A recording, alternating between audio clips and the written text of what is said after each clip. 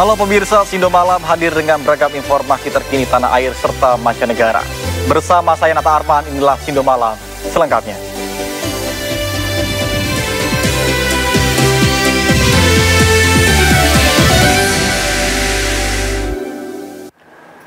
Pemirsa Sindo Malam, kita awali dengan informasi 4 orang terluka saat kebakaran menghanguskan sebuah pabrik tisu di Karawang, Jawa Barat. Sementara itu di Bogor, 7 orang terluka saat kebakaran menghanguskan pabrik pengolahan limbah.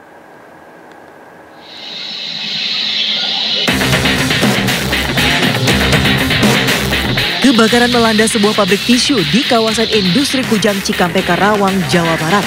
Api cepat membesar membuat petugas yang mengerahkan 8 unit mobil pemadam kewalahan. Banyaknya bahan mudah terbakar di dalam pabrik membuat api sulit padam. Dalam peristiwa ini 4 orang karyawan pingsan hingga langsung dilarikan ke rumah sakit. Hingga kini petugas pun masih menyelidiki penyebab kebakaran tersebut.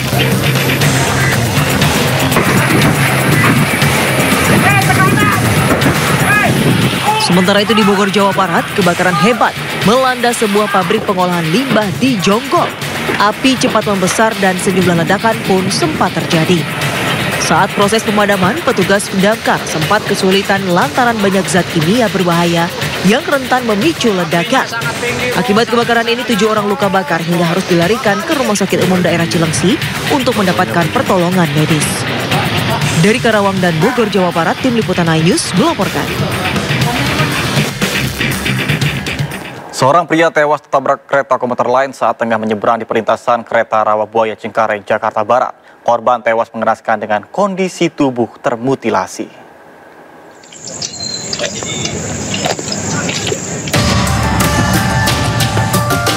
Nugroho, 20 tahun, tewas seketika usai tertabrak kereta komuter lain jurusan Tangerang Duri di perlintasan kereta Rawabuaya Cengkareng, Jakarta Barat. Peristiwa naas ini terjadi saat korban tengah berjalan di perlintasan kereta. Saat itu warga sempat berteriak untuk memberitahu korban, namun kecelakaan tak terhindarkan. Korban akhirnya tewas dengan kondisi tubuh termutilasi dari badannya. Lewat sini, nah itu dia udah sempat diterakin sama warga, pernah juga sama pihak terakhir, itu nggak dengar. Itu kebetulan keretanya udah mau jalan, jadi kereta itu nggak sempat dengar posisi kereta cepat. Setelah diidentifikasi petugas, jasad korban kemudian dievakuasi ke Rumah Sakit Umum Daerah Tangerang untuk dilakukan otopsi. Dari Jakarta, Miftahul Gani, iNews melaporkan. Pemirsa, polisi membongkar kasus perdagangan orang di sebuah apartemen di Kota Depok, Jawa Barat, dan 1 dari 5 pelaku yang ditangkap berperan sebagai menawarkan korban ke warga negara asing dengan tarif jutaan rupiah.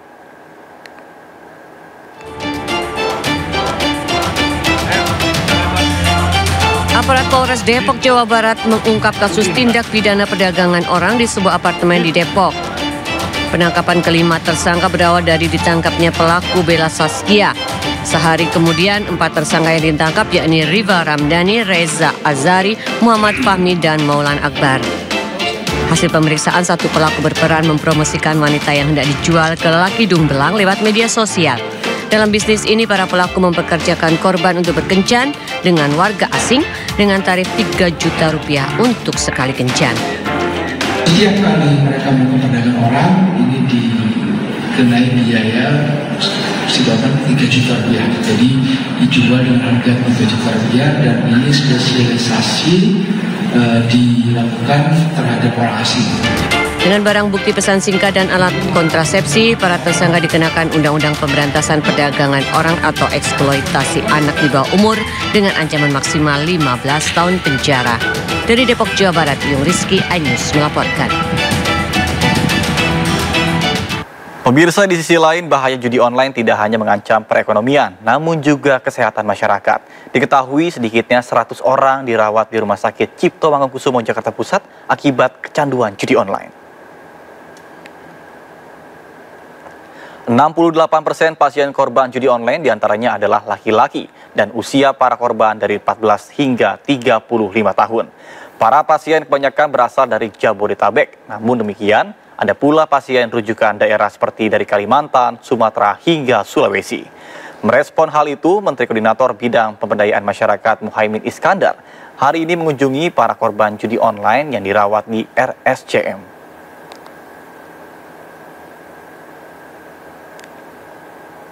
Hari ini salah satu langkah saya memulai dari aspek penanganan kesehatan. Dari situ terbongkar ternyata semua. Ibu Siska menjelaskan sangat detail dengan data-data yang akurat bahwa judi online ini betul-betul national disaster ya, kerusakan nasional yang harus kita atasi bersama. Jadi bukan hanya tanggung jawab sebagai menteri, juga daripada kalau pulang dimarahin istri terus. Karena judi online tidak segera bisa kita atasi bersama. Saya kira itu mungkin langsung tanya jawab saja sebelum Bu Siska menjelaskan, nanti menambah penjelasan dari. Saya bisa menengok saudara-saudara kita yang menjadi pasien di unit psikiatri.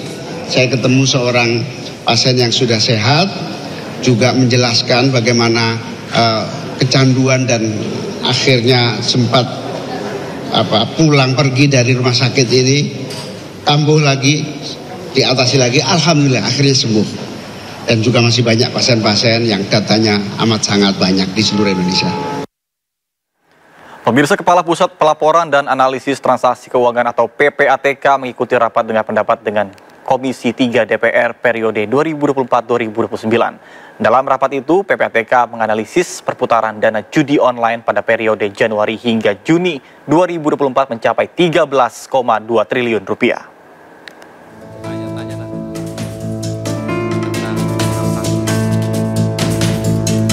Rapat dengar pendapat Komisi 3 DPR dengan Ketua PPATK berlangsung di Komplek Parlemen Senayan, Jakarta, Rabu pagi. Ketua PPATK Ivan Yustiavandana menekankan komitmen lembaganya dalam menumpas judi online. Setidaknya sebanyak 10 laporan hasil analisis PPATK dengan total perputaran dana judi online pada periode Januari hingga Juni 2024 mencapai 13,2 triliun rupiah. Salah satu penyebab transaksi judi online semakin meningkat lantaran nominal deposito untuk judi online semakin terjangkau bagi masyarakat bawah, dimulai dengan nominal Rp10.000.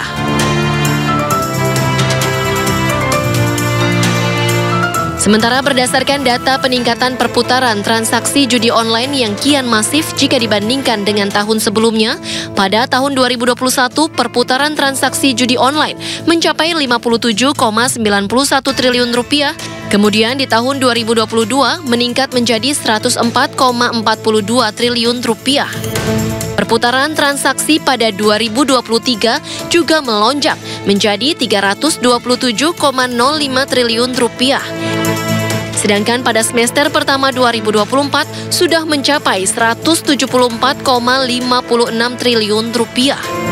Transaksi judi online di tahun 2024 semester 1 sudah melampaui jumlah transaksi di tengah semester tahun 2023 atau bahkan lebih dari 1 tahun penuh di tahun 2022. Ini artinya kecenderungan perputaran transaksi judi online terus meningkat hingga 237,48% untuk semester 1 2024. Tim Liputan iNews melaporkan.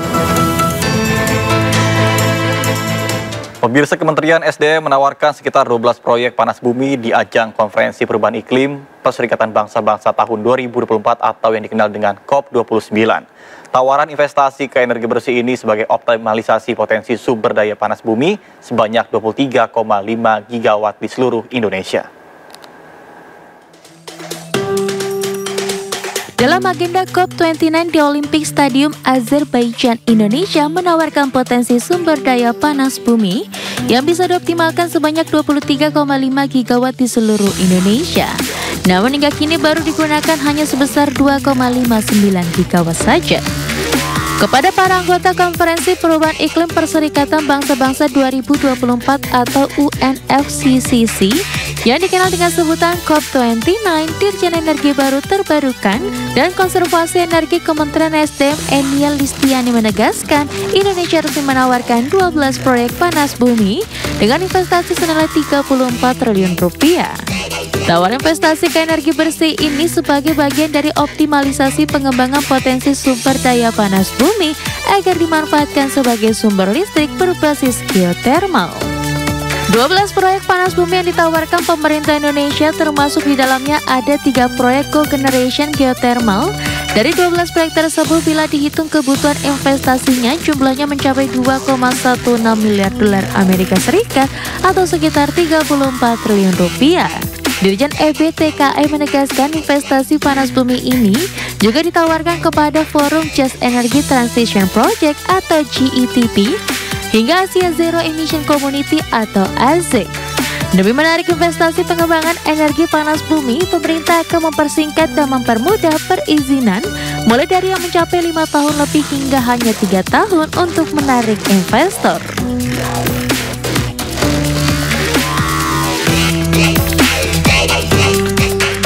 Pemirsa, untuk menekan impor bahan bakar, pemerintah terus mendorong pengembangan biosolar hingga B50 dan pembuatan bioaftur. Pemerintah memastikan akan membuat mandatori penggunaan CPO untuk pengembangan biodiesel dan bioaftur di Indonesia. Pemerintah melalui Kementerian SDM terus mendorong pengembangan biosolar hingga B50 pada tahun 2026. Langkah ini dilakukan untuk menekan impor solar serta memanfaatkan bahan baku dalam negeri. Selain biodiesel B50, pemerintah juga akan mendorong pembuatan bioaftur. Menteri SDM Bahlil Lahadalia menekankan Indonesia perlu segera membangun kilang bioaftur untuk mencegah ketergantungan pada negara lain. 2026 kami diberikan target harus bisa menyusun sampai dengan sampai dengan B50. Ini juga termasuk kita membuat bioaftur. Pak Presiden Prabowo memerintahkan agar berlahan-lahan kita sudah mulai masuk bioaftur, karena kalau tidak, negara lain yang akan membangun kilang aftur ini. CPO-nya dari kita, minyak jelantahnya dari kita. Habis itu hasilnya kita olah di negara lain, kemudian kita bisa membeli barang dari mereka. Jadi saya melaporkan kepada Bapak Ibu semua, anggota Komisi 12 yang saya hormati, ini kita akan merencanakan untuk membuat mandatori. Bahlil memastikan ke depan Kementerian SDM akan membuat mandatori penggunaan CPO untuk pengembangan biodiesel dan bioaftur di Indonesia.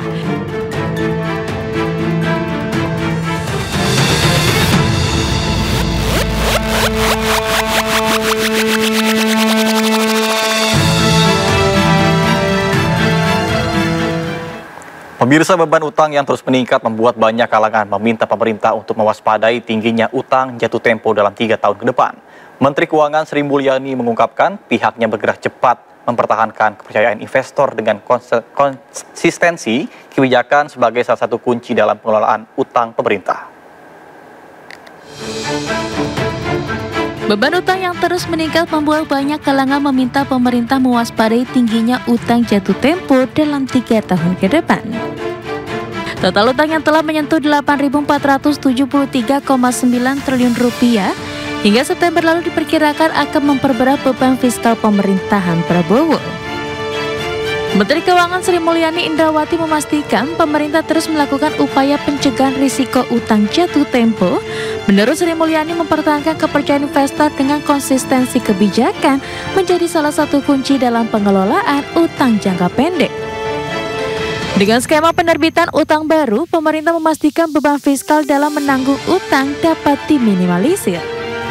Mereka lihat ternyata message kita itu konsisten, mereka merasa oh ini berarti bener nih, ini jelas yang mau dilakukan. Itu yang menimbulkan confidence.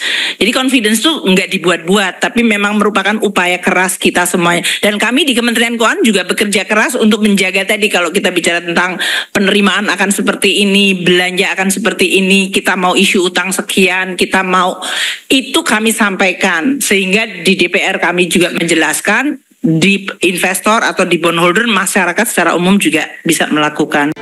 Dari total utang 8 ribuan triliun rupiah ini, pada 2025 nilai utang dalam bentuk SBN yang bakal jatuh tempo mencapai 705,5 triliun dan pinjaman sebesar 94,83 triliun rupiah. Lalu pada 2026 nilai utang SBN yang jatuh tempo mencapai 703 triliun serta pinjaman sebesar 100,19 triliun.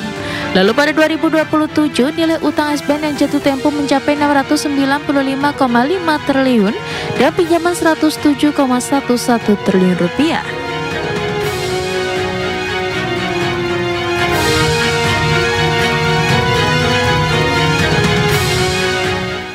Sementara itu pemirsa, Presiden Prabowo Subianto mengundang investor-investor asing untuk menanamkan modalnya di Indonesia berbagai sektor bisnis. Hal ini disampaikan Presiden saat berpidato di KTT APEC Kamis waktu setempat di Lima, Peru. We open the health sector for foreign health companies. We are opening our education sector. We invite foreign universities to open campuses. We are inviting foreign hospitals to open their branches in Indonesia. We are going forward with more incentives. We have created several special economic zones. We calculate that we need investment of around $600 billion, and we invite foreign participants to come in and take part. So, ladies and gentlemen, Indonesia is open for more business. Presiden Republik Indonesia Prabowo Subianto menerima penghargaan bergengsi Grand Color de la Orden El Sol del Peru dari Presiden Peru Dina Boluarte. Penghargaan itu diterima Prabowo dalam kunjungan resminya ke Istana Peru, Palacio de Gobierno pada Kamis pukul 14.00 waktu setempat. Presiden Prabowo datang disambut dengan prosesi jajar kehormatan dan karpet merah. Penghargaan Grand Collar de la Orden El Sol del Peru atau The Order of the Sun of the Peru. Hal tersebut merupakan penghargaan tertinggi yang diberikan oleh negara Peru di atas jasa sipil dan militer yang luar biasa. Penghargaan tersebut merupakan penghargaan sipil tertua di Amerika, pertama kali diberikan pada tahun 1821. Adapun penghargaan ini menjadi simbol pengakuan atas komitmen dan kontribusi Presiden Prabowo dalam memperkuat hubungan diplomatik dan juga kerjasama internasional antara Indonesia dan juga Peru.